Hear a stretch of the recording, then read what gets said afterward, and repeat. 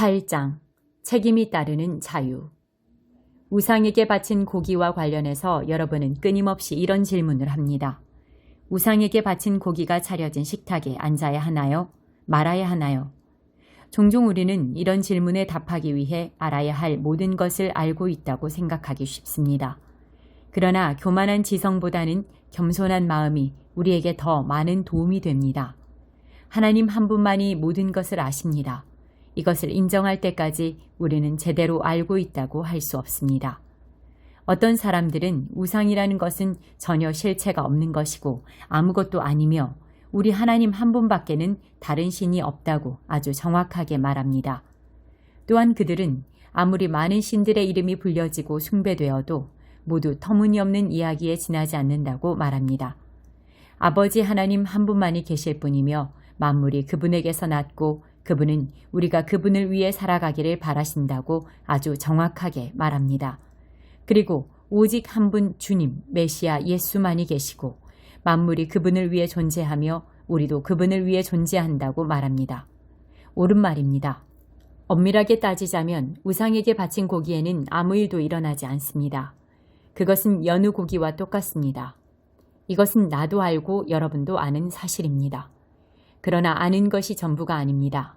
아는 것이 전부가 되어버리면 몇몇 사람은 다 아는 자로 자처하며 다른 사람을 아무것도 알지 못하는 자로 여기게 될 것입니다. 참된 알문, 그렇게 무신경한 것이 아닙니다. 이와 관련해서 우리는 모든 사람의 이해 수준이 똑같지 않다는 것을 알아야 합니다. 여러분 가운데는 평생 동안 우상에게 바친 고기를 먹어왔고 그 고기 속에 악한 것이 들어있어서 여러분 안에서도 악한 것이 될 것이라고 생각하는 사람이 있습니다. 그런 조건 아래에서 형성된 상상력과 양심이라면 하룻밤 사이에 갑자기 바뀌지는 않을 것입니다. 그러나 다행히도 하나님께서는 먹는 음식으로 우리의 등급을 매기지 않으십니다. 우리가 그릇을 깨끗이 비운다고 칭찬받는 것도 아니고 다 먹지 못한다고 질책받는 것도 아닙니다. 그러나 하나님께서는 여러분이 자신의 자유를 부주의하게 행사한 나머지 아직 과거의 틀과 생각에서 자유롭지 못한 동료 신자들을 길에서 벗어나게 할까봐 마음을 쓰십니다. 예를 들어 여러분이 우상 숭배를 위해 차려진 잔치, 곧 우상에게 바친 고기가 주요 요리인 잔치에 참석함으로써 여러분의 자유를 과시한다고 해봅시다. 만일 그 문제로 고민하던 어떤 사람이 평소에 여러분을 지적이고 성숙한 사람으로 여겼는데 그 잔치에 여러분이 참석하는 모습을 본다면 커다란 위험이 되지 않겠습니까? 그는 대단히 혼란스러워할 것입니다. 어쩌면 그는 자기 양심이 하는 말이 틀렸다고 생각하며 불안해할지도 모릅니다. 그리스도께서는 그 사람을 위해서도 자기 목숨을 내어주셨습니다. 그렇다면 여러분은 적어도 그 사람을 위해 그런 잔치에 가지 말아야 하지 않겠습니까? 여러분이 말하는 것처럼 잔치에 가고 안 가고가 중요한 문제는 아니니까요. 그러나 여러분이 잔치에 간 것이 여러분의 동료에게 심각한 상처를 주고 그를 영원히 망하게 한다면 그것은 큰 문제가 아닐 수 없습니다. 여러분의 동료에게 상처를 주는 것은 그리스도께 상처를 주는 것입니다.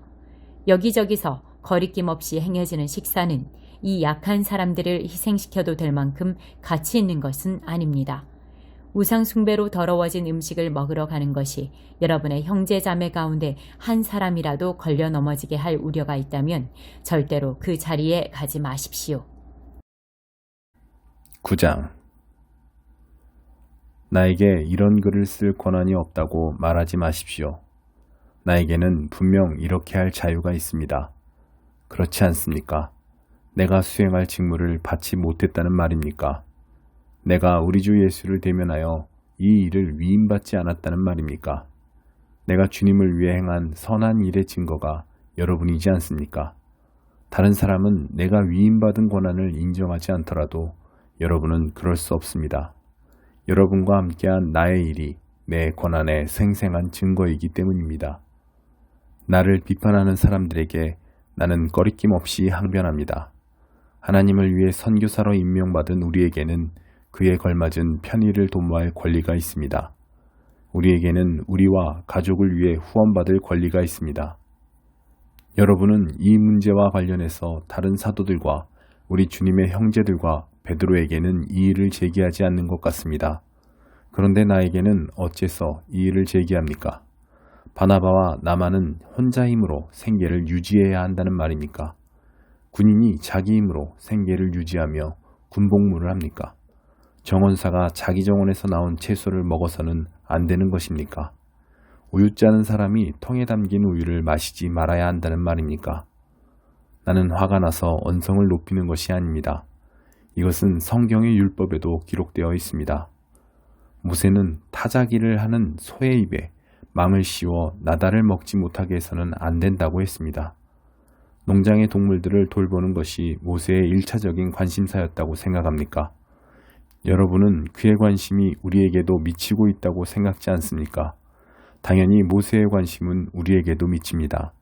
농부가 밭을 갈고 타작하는 것은 추수할 때에 기대하는 것이 있기 때문입니다. 여러분 가운데 영적인 씨를 뿌린 우리가 여러분에게 한두 끼 식사를 기대한다고 해서 그것이 지나친 일이겠습니까? 다른 사람들은 여러분에게 그런 식으로 많은 것을 요구하더군요.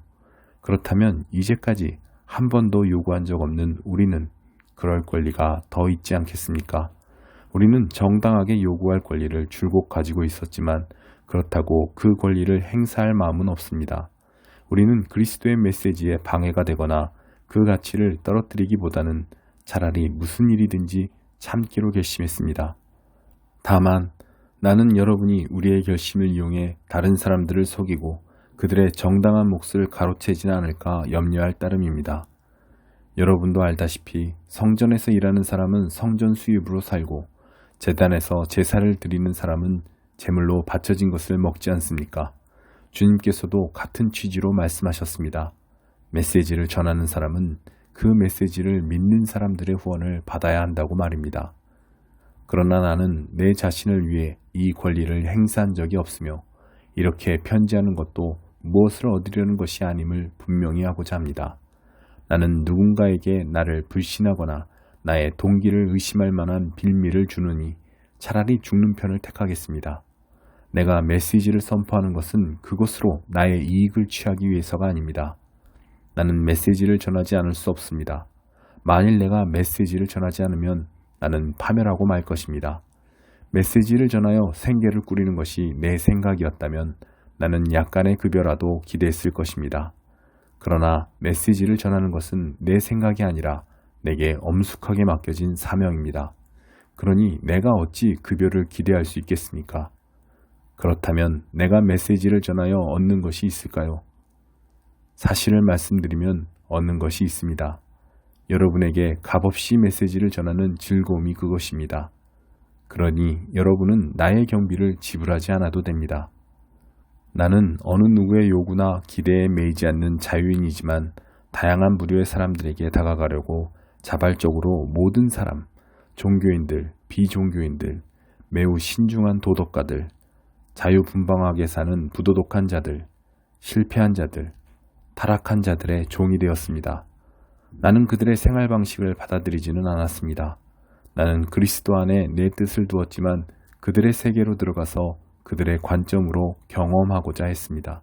나는 모든 양의 종이 되어 만나는 사람들을 하나님께 구원받은 삶으로 인도하고자 애썼습니다. 내가 이 모든 일을 한 것은 메시지 때문이었습니다. 나는 메시지를 두고 이러쿵저러쿵 논하기보다 다만 메시지에 참여하고 싶었을 따름입니다. 여러분은 경기장에서 육상 선수들이 달리는 모습을 보았을 것입니다. 모든 선수가 달리지만 상을 받는 선수는 한 명뿐입니다. 여러분도 상을 받을 수 있도록 달려가십시오. 훌륭한 육상 선수는 너나 없이 열심히 훈련합니다. 그들은 녹슬어 없어질 금메달을 따려고 훈련하지만 여러분은 영원한 금메달을 따려고 훈련하는 것입니다. 여러분은 어떤지 모르겠으나 나는 결승선에 닿으려고 열심히 달리고 있습니다. 나는 내가 가진 모든 것을 그 일에 쏟고 있습니다. 되는 대로 사는 것은 나에게 있을 수 없는 일입니다. 나는 정신을 바짝 차리고 최상의 상태를 유지하고 있습니다. 이는 방심하다가 허를 찔리는 일이 없게 하려는 것입니다. 다른 모든 사람에게 메시지를 전하고 나서 정작 나 자신은 버림받는 일이 없게 하려는 것입니다.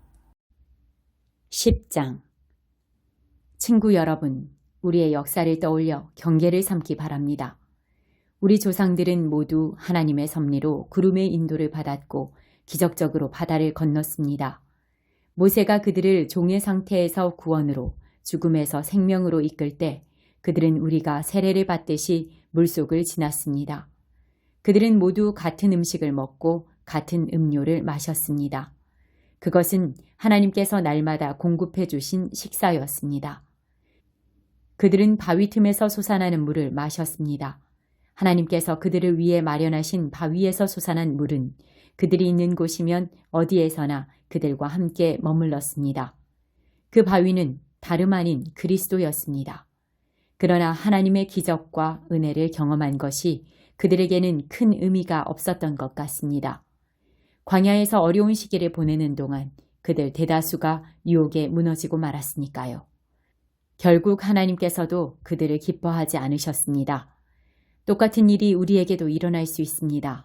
그러니 우리는 그들처럼 자기 마음대로 하려고 하다가 허를 찔리는 일이 없도록 조심하지 않으면 안 됩니다. 백성이 먼저 파티를 벌이고 그런 다음 춤을 추었다고 했지만 우리는 그들처럼 우리의 신앙을 떠들썩한 쇼로 변질시켜서는 안 됩니다. 성적으로 문란해서도 안 됩니다. 잊지 마십시오. 그들은 성적으로 문란하게 살다가 하루에 23,000명이나 죽었습니다. 우리가 그리스도를 섬겨야지 그리스도께서 우리를 섬기게 해서는 안 됩니다. 그런데도 그들은 그렇게 했고 결국 하나님께서는 독뱀을 풀어놓으셨습니다. 우리는 불평하지 않도록 조심해야 합니다. 그들은 불평하다가 멸망했습니다. 이 모든 것은 위험을 알리는 경고 표지입니다. 이 모든 것이 우리의 역사책에 기록된 것은 우리로 하여금 그들의 실수를 되풀이하지 않게 하려는 것입니다. 우리의 처지가 그들과 유사합니다. 그들이 처음이라면 우리는 나중이라고 할 수 있습니다. 우리도 그들처럼 실패할 수 있습니다. 그러니 순진하게 속지도 말고 자만하지도 마십시오. 여러분도 예외가 아닙니다. 여러분도 다른 누구처럼 쉽게 넘어질 수 있습니다. 자신에 대한 신뢰는 버리십시오. 그런 것은 전혀 도움이 되지 않습니다. 오히려 하나님께 대한 신뢰를 기르십시오. 여러분의 앞길에 닥치는 시험과 유혹은 다른 사람들이 직면해야 했던 시험과 다르지 않습니다. 다만 여러분이 기억해야 할 것은 하나님께서 여러분을 포기하지 않으시고 여러분이 한계 이상으로 내밀리지 않게 하시며 그 시험을 이기도록 언제나 곁에 계시며 도우신다는 사실입니다. 그러니 사랑하는 친구 여러분, 사람들이 하나님을 어떤 대상으로 전락시켜 이용하거나 통제하려는 모습이 보이거든 할 수 있는 한 속히 그 모임에서 빠져나오십시오. 이제 나는 성숙한 신자들에게 하듯이 말하겠습니다. 여러분 스스로 결론을 내려보십시오.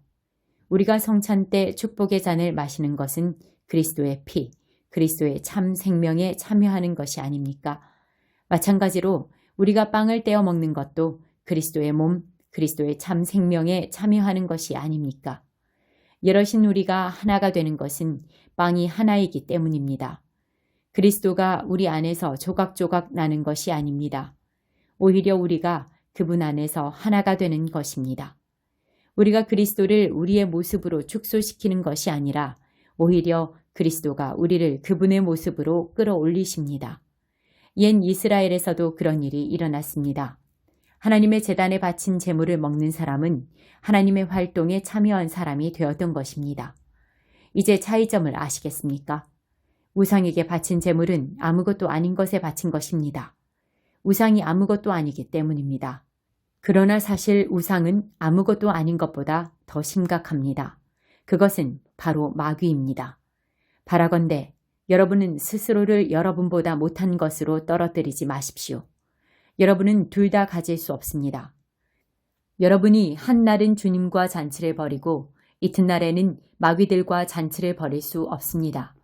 주님은 그런 것을 참으시는 분이 아닙니다. 주님은 우리의 전부를 원하십니다. 전부가 아니라면 우리는 아무것도 아닌 것이 됩니다. 그런데도 여러분은 여러분보다 못한 것과 어울리시겠습니까? 여러분은 한 면만 보고 이렇게 말할지도 모르겠습니다. 뭐든지 괜찮아. 하나님은 한없이 관대하시고 은혜로우시잖아. 그러니 우리가 무슨 일을 할 때마다 그것이 그분의 기준을 통과할지 일일이 따져보거나 조사하지 않아도 돼 라고 말입니다. 그러나 무사히 잘 빠져나가는 것이 핵심이 아닙니다. 우리가 제대로 살아야 하겠지만 무엇보다 우리가 노력을 기울여야 할 것은 다른 사람들이 제대로 살도록 돕는 일입니다. 이것을 행동의 근거로 삼으면 나머지는 상식선에서 해결됩니다. 예를 들어 정육점에서 판매하는 것은 무엇이든 먹어도 됩니다. 정육점에서 파는 고기마다 우상에게 바친 것인지 아닌지 따질 필요가 없습니다. 결국 땅과 거기서 난 모든 것이 하나님의 것이니까요. 정육점에서 판매하는 양의 다리도 땅에서 난 모든 것에 포함됩니다. 믿지 않는 사람이 초대한 저녁 식사에 여러분이 가고 싶다면 가서 마음껏 즐기십시오. 여러분 앞에 차려진 음식은 무엇이나 드십시오. 여러분을 초대한 사람에게 차려진 음식마다 윤리적으로 깨끗한 것인지 일일이 추궁하듯 묻는다면 그것은 예의에 어긋난 행위이며 바람직한 영성도 아닙니다. 그러나 여러분을 초대한 사람이 일부러 이것과 저것은 우상에게 바친 음식입니다 하고 말해주거든 그 음식은 먹지 않는 것이 좋습니다. 여러분은 그 음식이 어디에서 왔든 개의치 않겠지만 여러분을 초대한 사람은 그렇지 않습니다. 여러분은 그 사람에게 여러분이 예배하는 분에 관해 혼란스러운 메시지를 주어서는 안 되기 때문입니다. 이처럼 특별한 경우가 아니라면 나는 속 좁은 사람들이 하는 말에 마음 졸이며 신경 쓰지 않겠습니다. 나는 마음 편히 처신하겠습니다. 마음이 넓으신 주님께서 어떻게 말씀하셨는지 알기 때문입니다. 내 앞에 차려진 음식을 먹으면서 식탁에 놓인 것을 두고 하나님께 감사드린다면 그런 내가 어떻게 남이 하는 말을 두고 마음을 졸이겠습니까?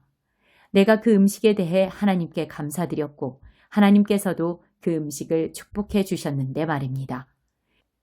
그러니 남들이 여러분을 두고 뭐라고 말하든지 신경 쓰지 말고 마음껏 드십시오. 결국 여러분이 음식을 먹는 것은 하나님의 영광을 위한 것이지 사람들을 기쁘게 하기 위해 먹는 것이 아니기 때문입니다.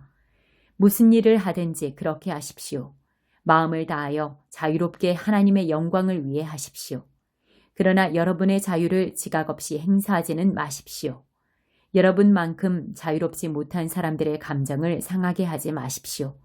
나는 이 모든 문제에서 모든 사람의 기분을 헤아리려고 최선을 다하고 있습니다.